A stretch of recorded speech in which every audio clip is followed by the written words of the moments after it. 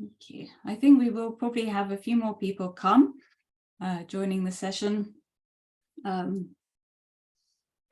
for those of you who are here now, I am going to just say a few words about the order of the day and a little bit of feedback and sharing of AD. So a warm welcome, a warm NSAD welcome to everybody. Those are people who are watching it as well at a later date. The theme today is anti-ableist art education. It's our AD Q&A. I'm Sophie Leach. I'm Deputy General Secretary of NSAD, and in normal times I am editor of AD. Those of you who may not know NSAD, and I think a lot of you are actually members, which is fantastic. We are a professional body and a trade union for art and design education. And our key aims are really to ensure that everyone has access to art, craft and design education. And that's from cradle to career, but we emphasize that we want all learners to achieve their potential, and anti-ableist art education is certainly one way of helping people to achieve this. This is in fact our second AD Q&A. Our first one was based on inclusion, but this one is our first time that it's been guest edited, and it's the first ever takeover of AD, and it's been an amazing takeover. The feedback for this particular AD has been fantastic. Dr Claire Penketh here today is chairing our panel and is Issue 35's amazing guest editor, who, with help, and some of you are here today, from our anti-ableist art education special interest group placed anti-ableist pedagogies and practice front and centre of all 34 pages. An incredible achievement, especially as it happened in a relatively short space of time, about 8 months, which is incredible for anyone involved in publication. You'll know that that was record-breaking. We're really grateful to Claire and to AD author Colin Hambrook and Tony Heaton, who is joining us today on the panel. Your words, your work and actions, and all authors in this special AD do really help to challenge assumptions about disability, and especially deficit ideas about disability in education. And let's face it, we know we have a huge mountain to climb, and it won't ever be reached. It's an ongoing piece of work. But before I hand over to the panel, do want you to put questions in the chat, and that towards the end, approximately 15 minutes towards the end, we will open those up, and we hope that we can answer as many questions as possible. So please do use the chat for that. But before we do hand over, I want to say a few words about Claire. So Claire is Associate Professor and Subject Lead of Disability in the Disability Studies Department at Liverpool Hope University. She is core member of the Centre for Culture and Disability Studies and editor of the International Journal for Art and Design Education. That's NSAID's journal. Claire is founding member of the anti-ableist pedagogy special interest group, and of course was guest editor of this very special issue of AD. Okay, thank you, Claire. Over to you now and to the panel.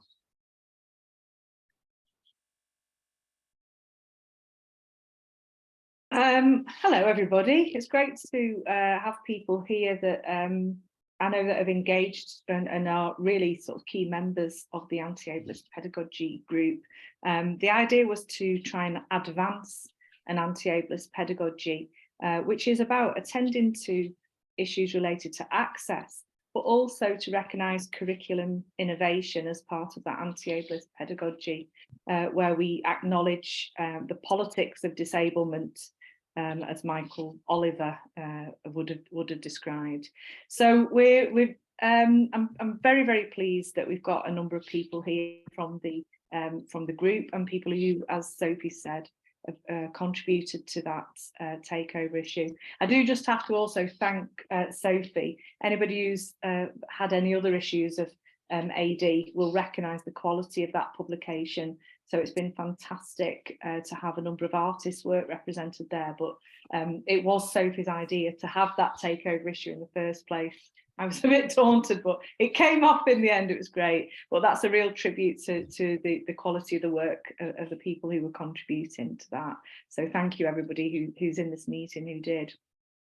And also, I think it's really important that, you know, people learn about these things through having examples and having examples in practice, which is really, really important.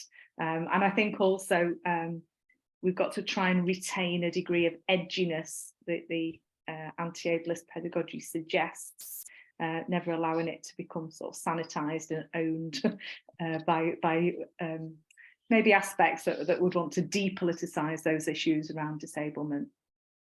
Anyway, I could probably go on about that all day, which I'm not going to. I'm going to get to something far more interesting, which is I'd like to introduce Tony Heaton and Colin Hambrook to this Q&A session. And we have got quite a few questions here, but we're also going to be quite conversational. And the idea is really that we're engaging with disability arts and Colin and Tony's work on disability arts online as a way of really trying to think about how we can bring conversations about disability and disability arts into the curriculum. So I'll start just by introducing Tony Heaton. Tony Heaton OBE. I've got your date of birth there I'm going to include. Oh, for goodness sake, don't say that. Tony's a sculptor, disability rights activist, an arts consultant who was appointed an OBE in 2013 for services to the arts and the disability arts movement. He's chair of the arts and disability charity SHAPE, was CEO until 2017.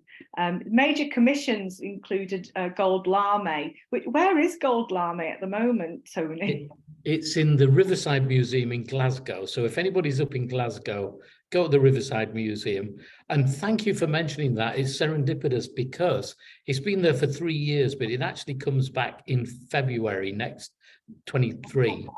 So I need a home for Gold Lame. So if anybody fancies sticking a 3-wheeled invalid carriage on the roof of your building, give me a call.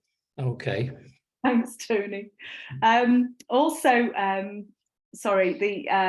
So the Gold Lame was the winning commission to be the first sculpture sited on the Liverpool plinth in 2018, and monument to the unintended performer installed on the Big Four outside Channel 4 television in celebration of the 2012 London Paralympics, for people who remember that event. Key works also include Great Britain from a Wheelchair. I think that we will discuss that today at some point. Out of Order, also at the Baltic Centre for Contemporary Arts, which was part of the WAIWAV, We Are Invisible, We Are Visible, which ran this year. And I know that Colin and Tony will talk about that. And just to introduce Colin also, so Colin Hambrook has a background as a survivor artist and disability arts journalist. His socially engaged practice was developed after studying the art in a social context degree at Dartington College of the Arts in the late 1980s. He's got 28 years experience working at the hub of the disability arts movement as editor, producer, publishing and showcasing work by disabled artists. In 2004, he set up and established the platform Disability Arts Online that is featured in AD. I just don't know how that gets out every week with the amount of content in that. Is a phenomenal job. It's gained a national and international reputation, and he's author of 2 illustrated poetry collections, 100 Houses and Knitting Time. So welcome to both of you. Thanks. Thank you. Thanks, Claire. Great to have you here. And it was great that you had your article in AD. For those members who've already had that, would have a little bit of a context and a little bit of introduction to the work. And I'm sure people have come across your work as well. I don't know if we could just start with you, Colin, just to give us a little bit of an overview of this most recent project that we mentioned, which was the WAIWAV, and just hand over to you to introduce that project for people. Yeah, sure. Thanks, Claire. Yeah, we are invisible, we are visible.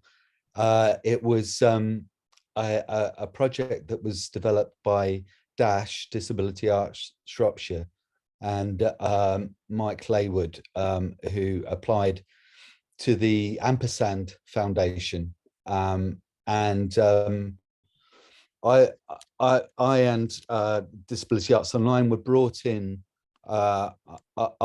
in the sort of initial sort of development of the project, specifically to think about to design and edit a zine to accompany the project, and also to build and develop a website around it. And so it was the July the 2nd of this year was the 102nd anniversary of the first Dada Fair in Berlin, and it's kind of been a part of my own sort of sense of disability arts for a long time, that there was this connection with the Dada movement from you know, the 1918 onwards, you know, that kind of developed out of a protest at the, you know, the terrible events of the First World War. And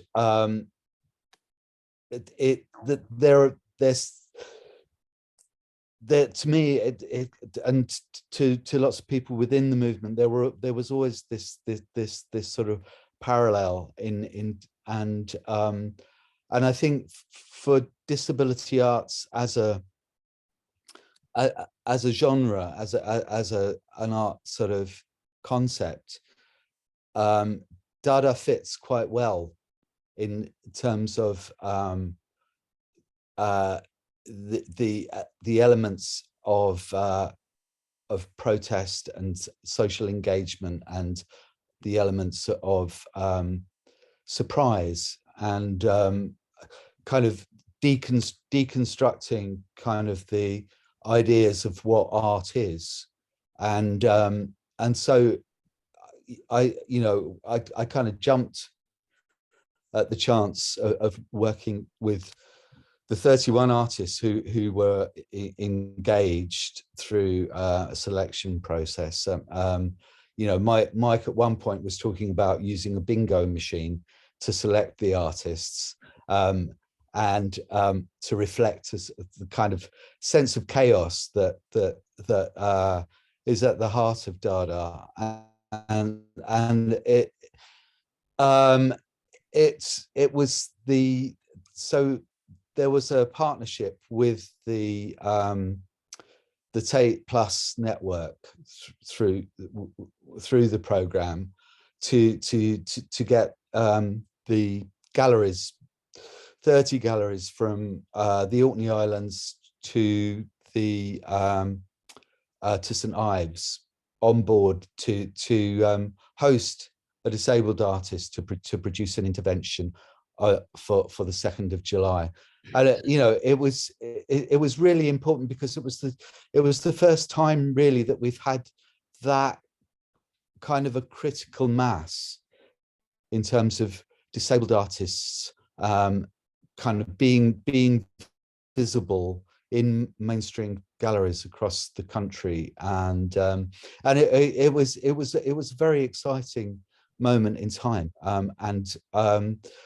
I think in terms of the experience for those artists, I think it was quite, in effect, it was quite mixed, in that, you know, some of the galleries were really very welcoming and excited about having a disabled artist producing something that was, you know, very innovative and created a bit of a buzz for their audiences. Others were less engaged, and yeah, it was quite mixed. But nonetheless, I think that that sense of a takeover that happened right across the country, it was a watershed moment. And in terms of going forward, I would really hope that it's something that we could repeat, in some way, shape or form. You know, we're still in the process of editing and uploading all of the documentation from all of those 31 interventions, and I think going forwards that some sort of you know, analysis, because I think one of the key things that we really wanted to get out of that was a kind of a sense of some of the key aspects of what the disability aesthetic is about. And I don't know about you, Tony. I think Out of Order was a, you know, a kind of you know, it like much of your work, it had that sort of pun kind of aspect to it, but in terms of art as protest, I thought it was beautiful, beautifully designed, executed. So sorry, those. Yeah, I wondered if you wanted to say a bit more. Yeah, if you haven't engaged with that, so that's Tony's work. Out of Order was part of that exhibit and part of the events that were going on. Do you want to come in, Tony, and tell us a bit more? Yeah, I can tell you a little bit about it. As Colin said, it was called Out of Order, and he's absolutely right. I like titles that can be misinterpreted or interpreted in more than one way. So Out of Order is I should say the intervention was in one of the lifts in the Baltic. So Out of Order is that, oh God, the lift's out of order, which is what I, you know, as a wheelchair user, people might not know I'm a wheelchair user because you can't see it on Zoom. But or it means out of order, which is, you know, the old sort of Cockney, you know, you're out of order, mate. So you can kind of take it any way you want. And part of the, I call it WAIWAV, and I've got in the habit of calling it WAIWAV, and I can't remember what the hell it's really called. But it was about disrupting the gallery space. And I thought, I want to go to the Baltic, because I mean, I've been going to the Baltic since it first opened, but it's for people that are not familiar with the space. It's got 3 glass lifts right on the front of the Baltic. So they're really visible. And I think it's about a 7-story building. So you see, you know, this huge Baltic flour mill, and it's right on the river, and you see these lifts going up and down all the time. And I, you know, and they very bravely said, okay, we'll give you one of our 3 lifts to put Out of Order, essentially. And I just stashed it full of, I wanted to pack it full of wheelchairs, so there was absolutely no breathing space. So, you know, it took about 3, and I mean, they feel really big lifts until you stick 3 wheelchairs in, and then you kind of fill the space up. And I wanted to put another 3 on top and another 3 on top of that. But we kind of played around with that. We said, we don't need to do that. We kind of really only need to put 1 in. So we played around with putting 1 in or putting 3 in, and we filmed it. We basically put 3 wheelchairs in, sometimes facing outwards, sometimes facing backwards. And in the end, we hung a little Out of Order, handwritten Out of Order sign on the back of one of the wheelchairs. And we literally just pressed the button and sent the lift up and down. So if you were on the 7th floor and called the lift had come and the door had opened, and you just see it was stashed full of empty old wheelchairs, and there was no room for anybody to get in, but there was nobody in it. So it was almost like this ghost lift of empty wheelchairs going up and down, which, and to add a degree of surrealism to it, the Baltic said, we've got a wedding this afternoon. So, you know, there was a wedding party in an art gallery. Man, I sort of said quite naively, oh, I thought you were an art gallery, you know, not a wedding venue. And it's amazing, you know, suddenly this bride in a big white frock appeared, and 3 bridesmaids in matching turquoise, and, you know, some guy in a suit, and loads of guests, and they're all sort of trying to figure out why they can't. And they were actually really stoic, you know, we can't get in that lift because it's full of empty wheelchairs. And some people engaged with like, what the hell's going on? And some people are just like, oh, you know, what's going on? So that was the idea, really, to disrupt the gallery space and film it, essentially, and talk to people. And the serious intention was, you know, why don't you get off your lardy arse and walk up the stairs when somebody in a wheelchair wants to use it? And, you know, and the sort of, the bottom line for me is that I've never actually had anybody, you know, when the lifts are really full of people, I've never had anybody look at me and get out the lift and say, why don't you, I'll walk up the stairs or walk down the stairs, why don't you go in the lift? Nobody's ever offered that option. In fact, they've hardly ever made eye contact. They've just kind of looked embarrassed. So, so there's serious intention to it, but it was essentially a playful Dadaist intervention. And you had a soundscape that was kind of accompanying it as well, didn't you? We did. Thanks for reminding me of that, Colin. That's really kind of you. There's a contemporary composer called John Woolrich. I don't know whether you know him. He's a fantastic composer of contemporary, I guess what you call contemporary classical music. But I did the intervention with a colleague, another artist who's called Terry Smith, who I've done work with over the years. Terry Smith's a really interesting artist, and we always get into sort of very rich discussions whenever we sit down, usually with a bottle of wine. And this idea of packing the lifts came about when me and him were going somewhere and we couldn't get in the lifts because it was full of people. And we started to talk about this idea. But he's friends with John Woolrich, and he asked him to write this composition for us called Lift Music. And it's really quite beautiful. And it's essentially a single flute, and it plays high notes and low notes when the lift's going up and when the lift's coming down. So we commissioned, I think they're called flautists, but don't, you know, all you people who know about music will put me right. So we got a flautist to come along to the Baltic with this music, and she played the lift music. She either went up and down in the lift playing the flute, or she sat outside the lift entrances playing this amazing music, which I think you can hear in the film, Colin. We made a film of it. I think it's on YouTube or something like that somewhere. If you go on, do put a thumbs down. It's on the WAIWAV website. Yeah. Is it? Okay, I've never actually looked at it since we made it. I must go and have a look at it. But the flute is brilliant, and she's a beautiful musician. And yeah, well, that was a great bit of it, and it echoed beautifully in the Baltic as well. Mm-hmm. And I know a number of people in the meeting are familiar with that, who you know work there quite regularly, actually.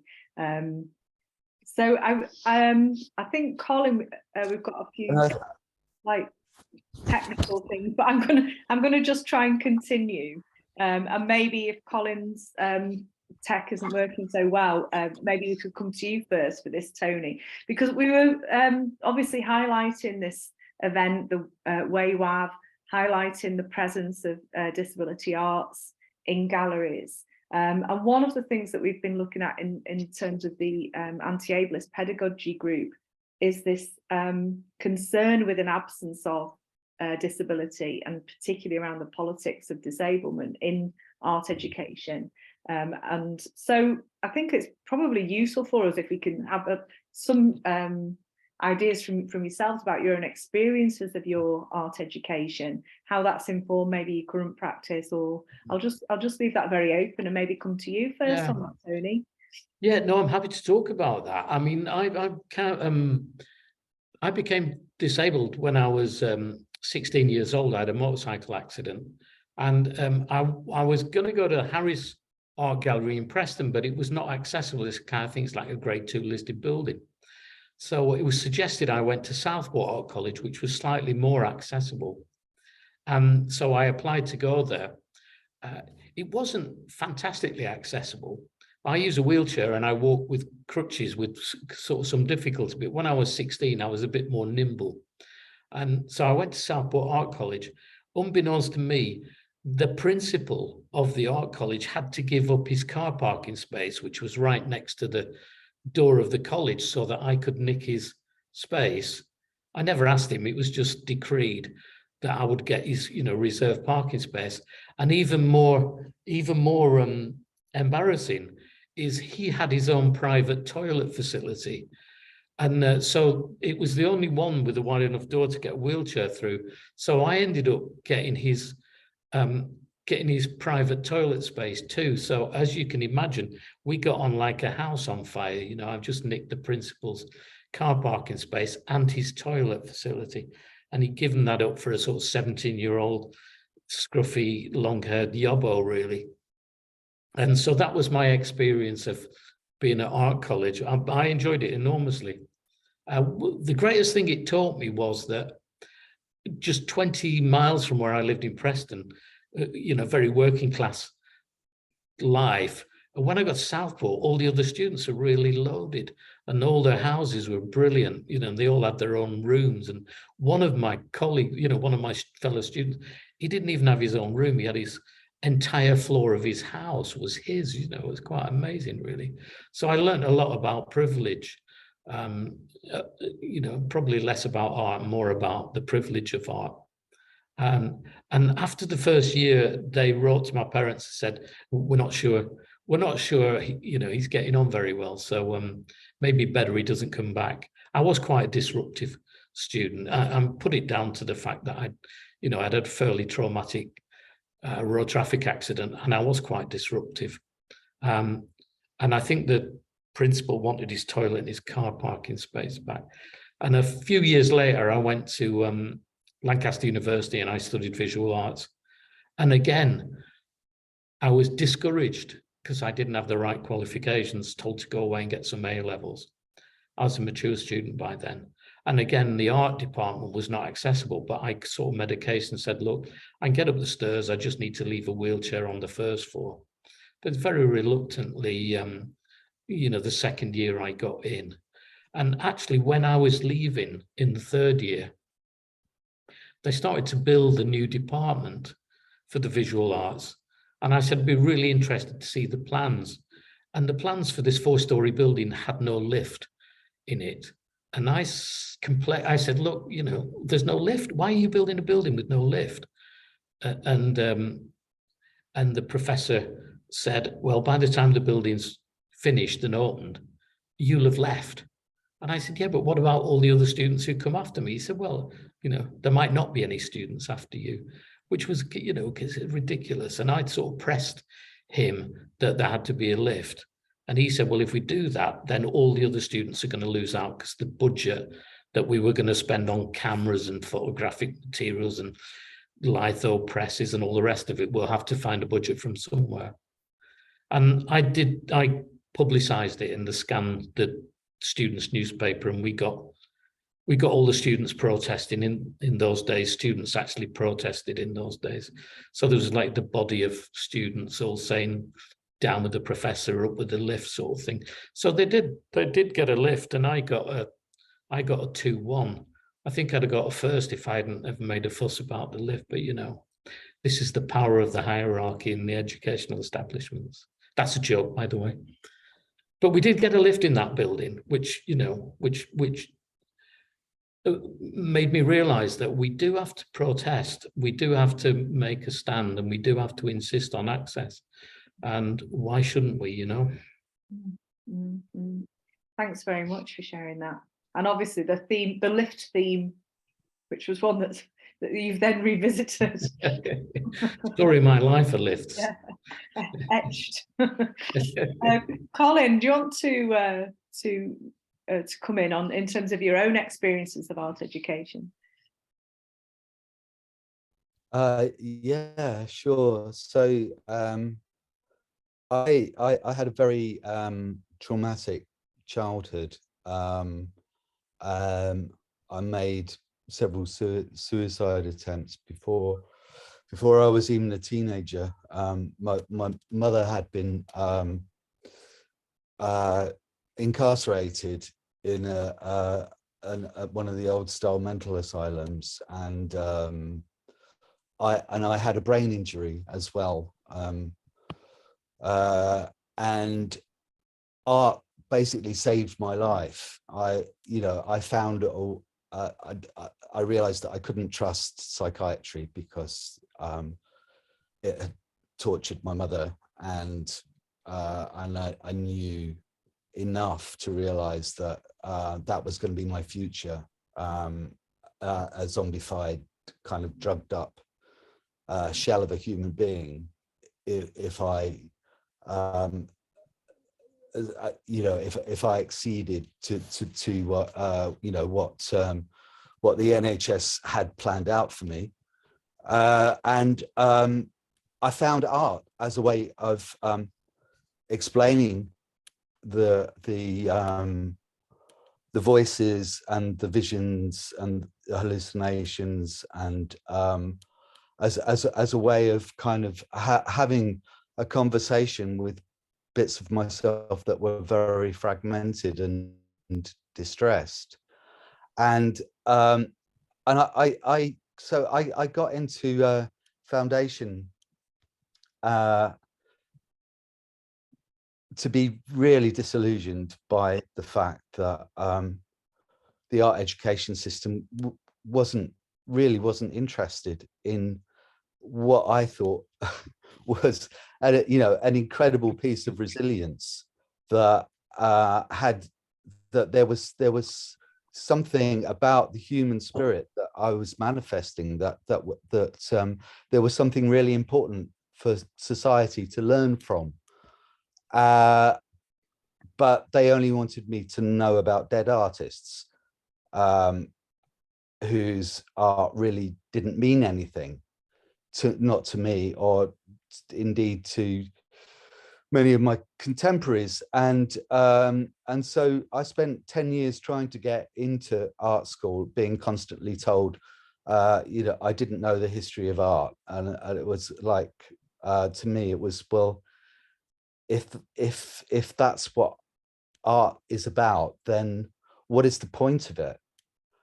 And then I was approaching 30 and I found Dartington School of Art, the art in a social context degree. And at the very kind of base level of the education there was about examining what is art about, where has it come from, why do we revere these certain people who mostly men who've kind of been revered, you know, been given this kind of magical nomica of artist. Isn't creativity for everyone? And you know, at the foundation of the education at Dartington was the idea that creativity is an essential part of the human psyche, and so I found that there was a kind of a value there put on the paintings that I was making at that time that critiqued psychiatry, and that you know, they kind of invented socially engaged practice in that college, and it was a very exciting place to be.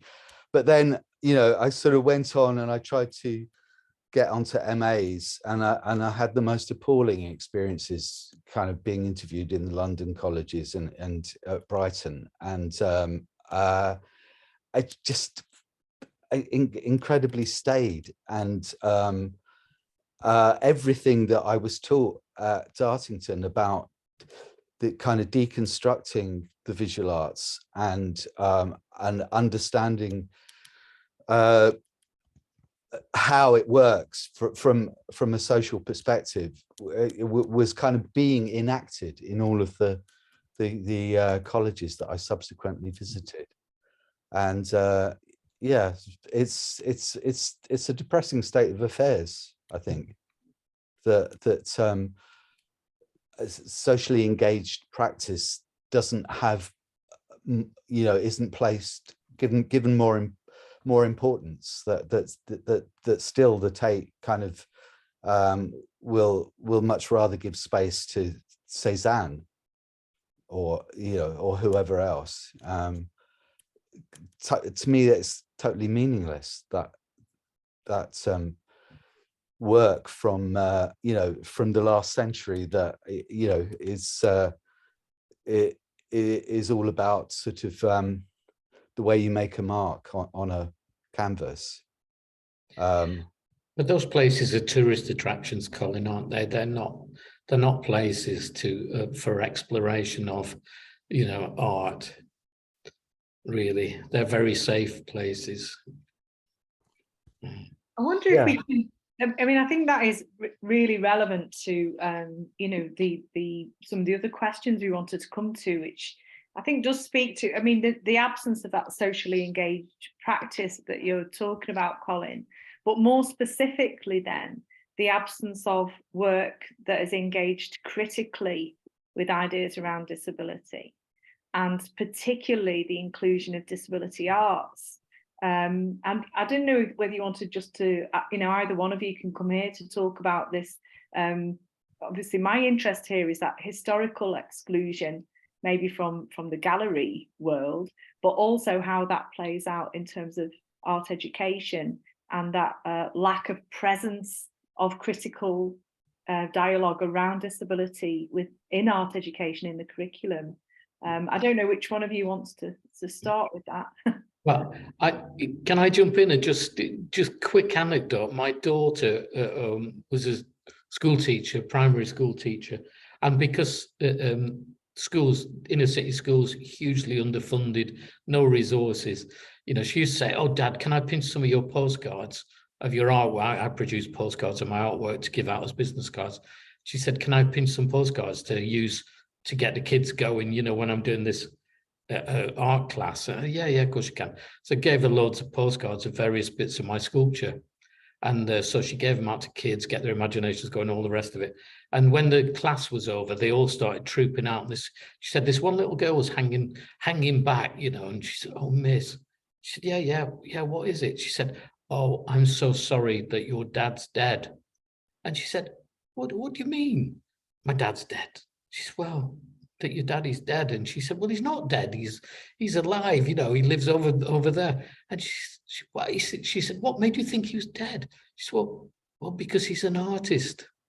It just made me think about it when Colin was talking about dead artists, you know, and even 8-year-old kids think, you know, all artists are like dinosaurs. You know, you've got dinosaurs over here and artists over here, and they all sort of existed at some point in history. And there is a massive you know, presence of dead artists, and no sense that, you know, there are artists exist apart from people who are artists, or, you know, within the world of art and artists, you know, out there in the real world, people have no idea. You know, if you say you're an artist, well, what do you do then? You know, if you say you're an artist, they just go, "Oh, you know, close down." They've, you know, there's no conversation stems from that. Not quite sure what it means.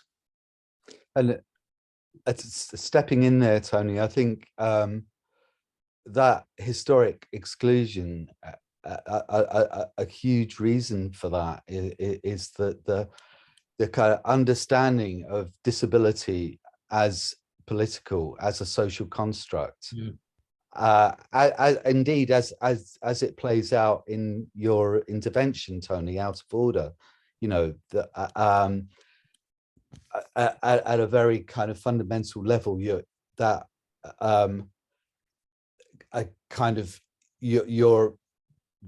making a statement there about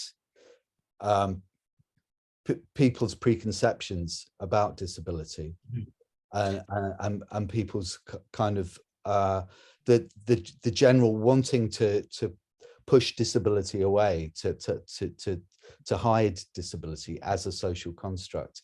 And I think historically it's that lack of an awareness of how ableism kind of informs the kind of some very basic level of structure of the way that society is organized.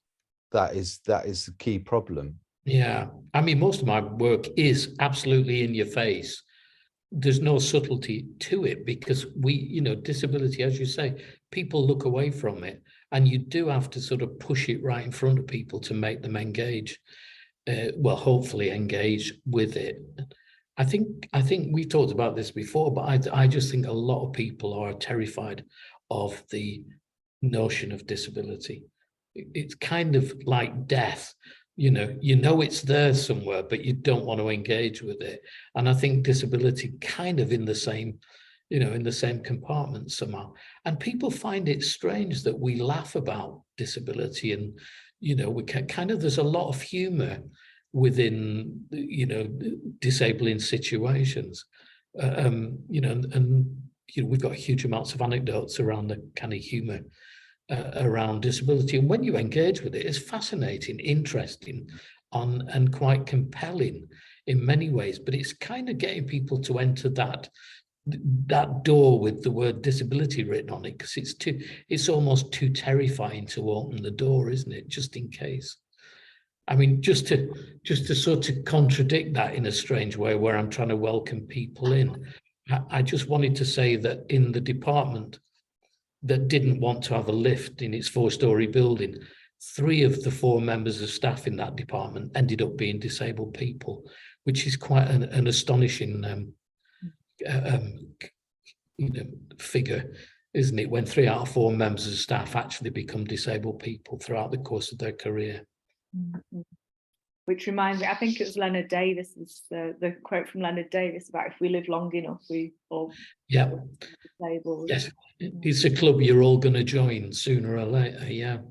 And I think that you know, when we're talking about this absence of engagement, one of the things that I know that we've discussed in the group over the last year has been, you know, the fact that people are making work, people as yourselves are making work that engages with these issues. So where people may feel a lack of confidence or nervousness or anxiety around bringing those things into the art room, the point is that, you know, artists are making work that is aesthetically engaging and engages with these things. So why wouldn't you, you know, why wouldn't you go there? So this brings me to, this brings me to the question really is, you know, how can we best engage with disability arts in the art classroom? You know, how do we bring that in? How do we work with those ideas?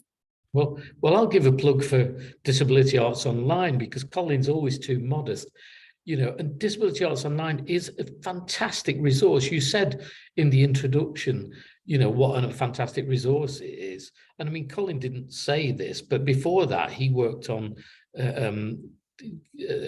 Disability Arts in London, which was a real, you know, magazine before digitization. So he's actually been at the forefront of promoting disability arts to that select band of people who kind of know about it. And Disability Arts Online is a fantastic resource. It's got a great archive. And the other resource is NDACA, which is the National Disability Arts Collection and Archive, which again, Colin's involved in. But the website for NDACA, again, it's got about 5,000 objects on there, from ephemera to works of art. And the great thing about that is it's Creative Commons. So if you just go on that website and you see anything, you can just take it and use it as a resource. And similarly, on my website, you know, if you want to use I always say to people, if you want to use my work, then it's there, just use it. And I make a point on my website, sort of trying to explain. It's quite interesting when you look at contemporary artists' website, they're very minimal. And we do the opposite. We put a lot of information on there so that people can get it, you know, because we do actually want people to, you know, to explore and understand much more about the work we're doing. Because it is political, isn't it? A lot of disability arts work, it is political, you know. And I think there's so much room for bringing disabled artists into the classroom, you know, even if it's through a kind of a medium like Zoom, you know, bringing contemporary artists, someone like Letty McHugh, who's exhibiting currently at the Attenborough Arts Centre in Leicester. You know, she's such an engaging artist. She would really enliven a classroom in a way that was such humor and such kind of depth of engagement and talking about sort of you know, her work is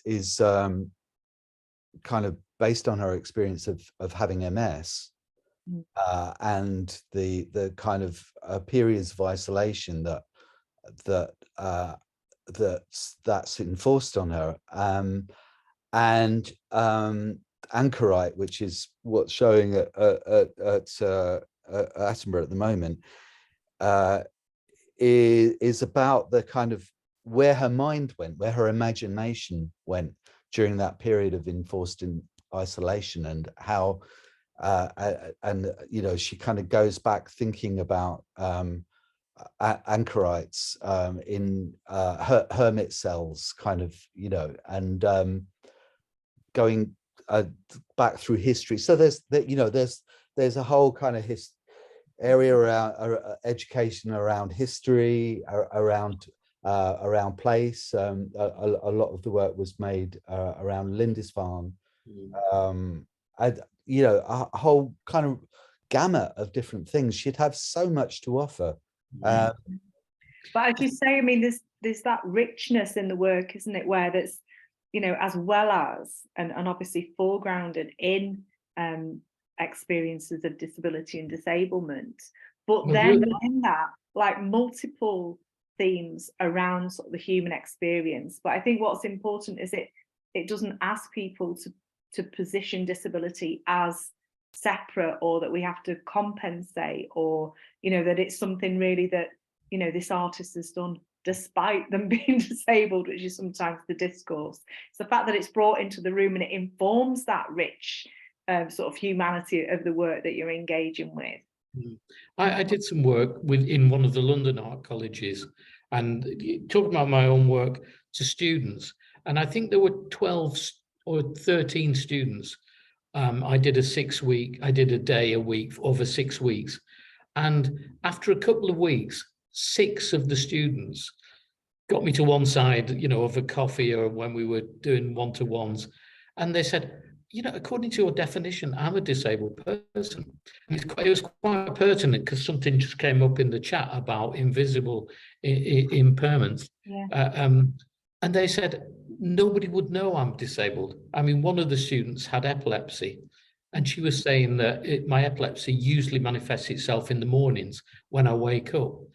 But I've been oppressed by it all my life without realizing it, because my parents wouldn't let me go on school trips.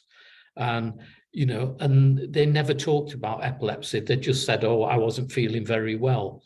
So I wasn't allowed to have sleepovers. There was always excuses. Oh, you know, I'm not, you know, we can't go to a sleepover because we're going to visit relatives. She said, and they were all real lies. And my parents were telling all these lies. And I grew to be ashamed of my epilepsy. So I then didn't talk about it.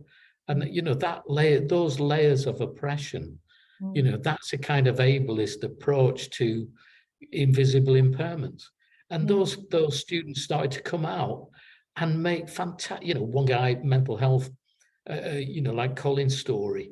And they started to, you know, as part of their project, say, well, make work about that, you know, and they made some really fantastic work and felt more confident about talking about what their requirements were, because they never actually brought up the fact that they had requirements that that people need to meet. And of course, Sonia Bouet talks about this in your anti-ableist takeover issue of the magazine. You know, she talks very clearly about, these are my access requirements.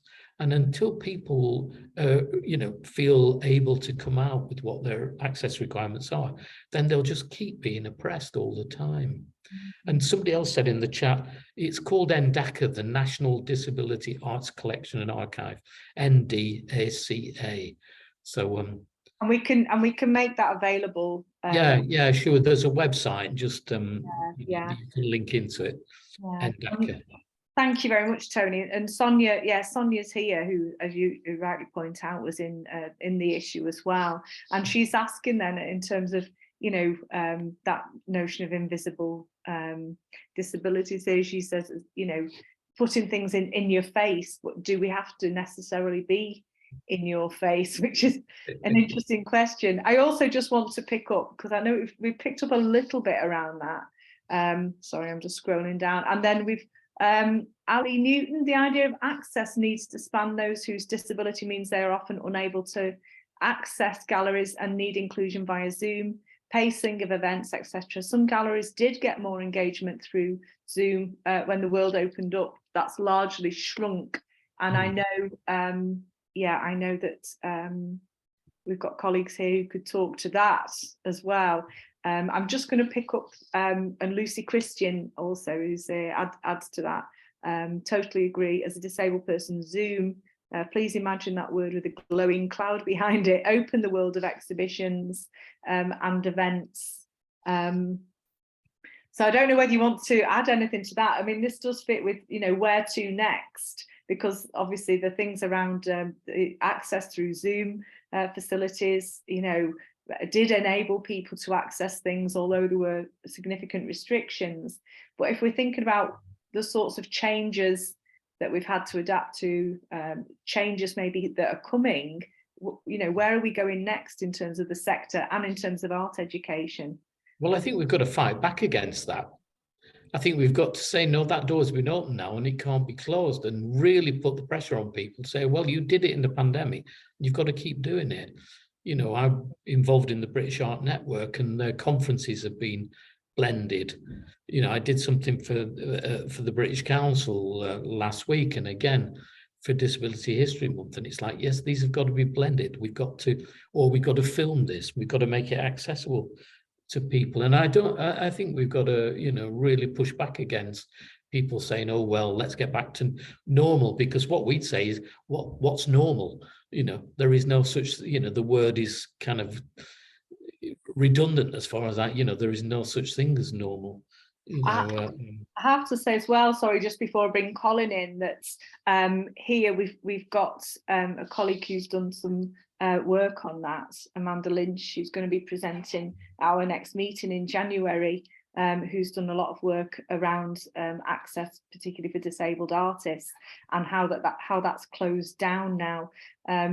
Sonia's coming in as well, again, just to say how frustrating that is post-pandemic, the fact that we can't be operating in those sort of blended facilities, you know, and the fact that that's seen as being, you know, sort of like a poor option, when for some people it might be the only option. And I know that resonates with art educators in the classroom as well, for a range of different reasons why those online facilities and access through online facilities are absolutely indispensable in terms of opening up access.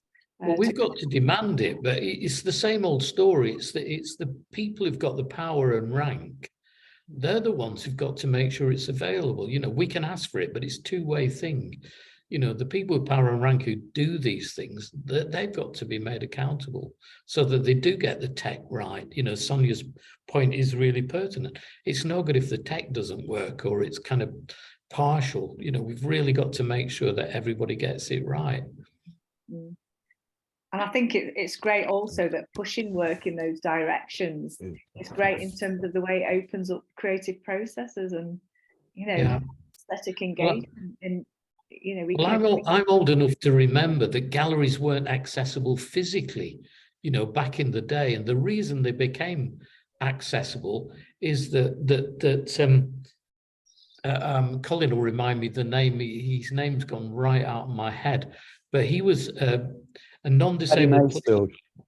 Pardon?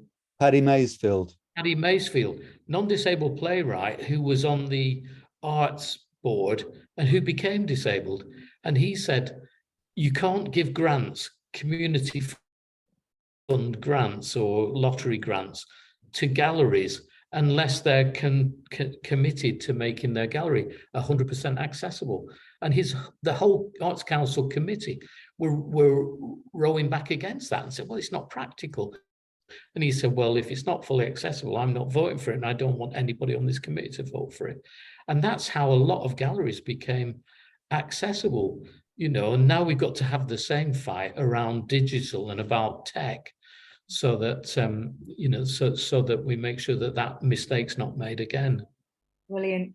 I knew that this would happen, that there's just like too little time to really get into explore these issues. I'm going to bring Sophie back in here. I think that we were going to need to move to round up.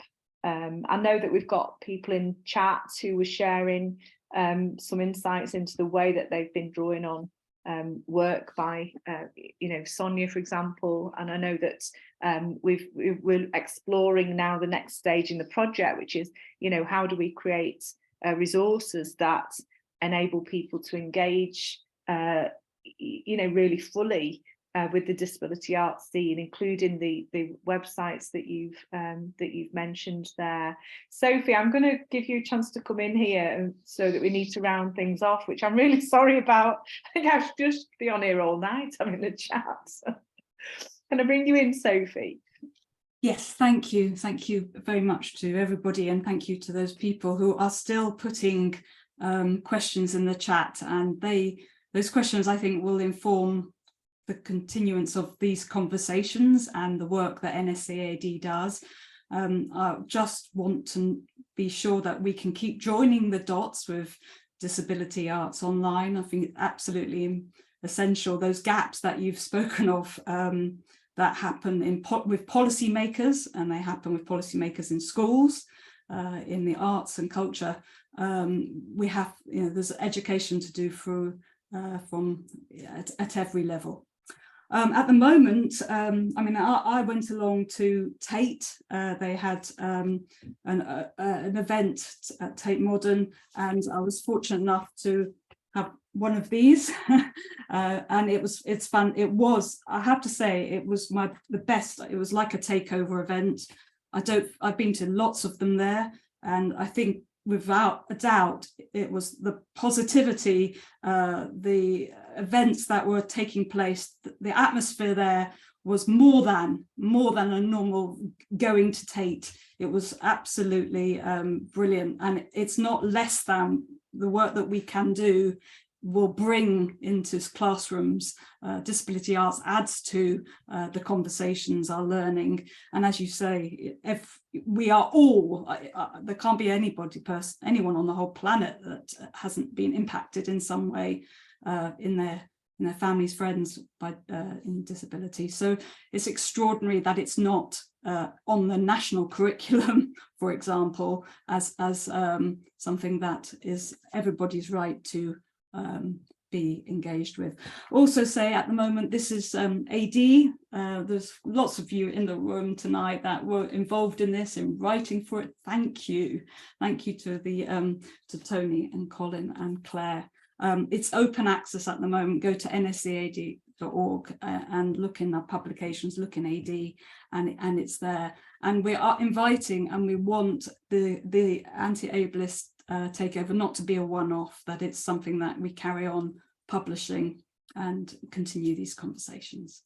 So I can't thank you enough. I know that people are saying thank you. What an inspirational conversation this has been. I just wish it was a little bit longer, but it just simply means that we have to keep the conversations going in writing, in events. And, as you shared there are so many reasons to make sure that these events are accessible blended in whatever form. And I hope that this conversation goes out as a recording to lots and lots of people, and it will do. Claire, the anti-ableist group, we have plans, big plans. So thank you. Okay, I'm going to say, Claire, anything you wish to add, or Tony or Colin? I'd like to add one passing comment, if I may. I do feel very strongly that the narrative needs to change, and definitely within schools, the narrative around children as special is something that is a kind of an impression that has been very difficult for the disability movement to really challenge. And I think the key framing is around disability that's so important, is that rather than disability being about what's wrong with you, that we change the narrative to what's happened to you. And that is a conversation that then allows people to talk about their access needs in a much more, you know, equalizing fashion. Yeah, I've got nothing to add because I'm conscious that we're quite tight on time. So I'll just say thanks to everybody. Nice to meet you all, and let's keep going. You know, don't let it be a one-off, and don't let it slip off the agenda. You know, we've got to keep pushing these things. It's kind of cyclical in many ways. You know, I feel like I've had these discussions 30 years ago. I'm still having the same discussions, really. So, you know, keep going, get some younger people getting involved in the politics of it. It's political, disability political issue. It's not going away. Thank you. Thanks very much. Thanks. I was just trying to share this poster. It was wonderful A2 poster of Sonia's work. Tony, I hope that we will be able to share your work in the same way, so it goes to classrooms throughout the UK as soon as possible. And you know, I'm desperately trying to find out when the date of the January meeting, which I'm hosting, which I can't find the date of. And I keep saying Amanda Lynch is going to be talking to that, and which is really relevant to the issues that have been raised here. I don't know if anybody else on the list can just share that. But again, we will circulate that information on our various lists, and I'll send it out to you, Colin, as well. Maybe it could go on the Disability Arts Online list as well. Yes, please. Yeah. Sorry about that. No, that's a fantastic list, your Disability Arts Online events. Great. I've not been able to look at the chats, but if there's any questions for me, you can get in touch with me via my website or through Sophie or Claire anyway. Yeah, likewise. Thanks, Claire.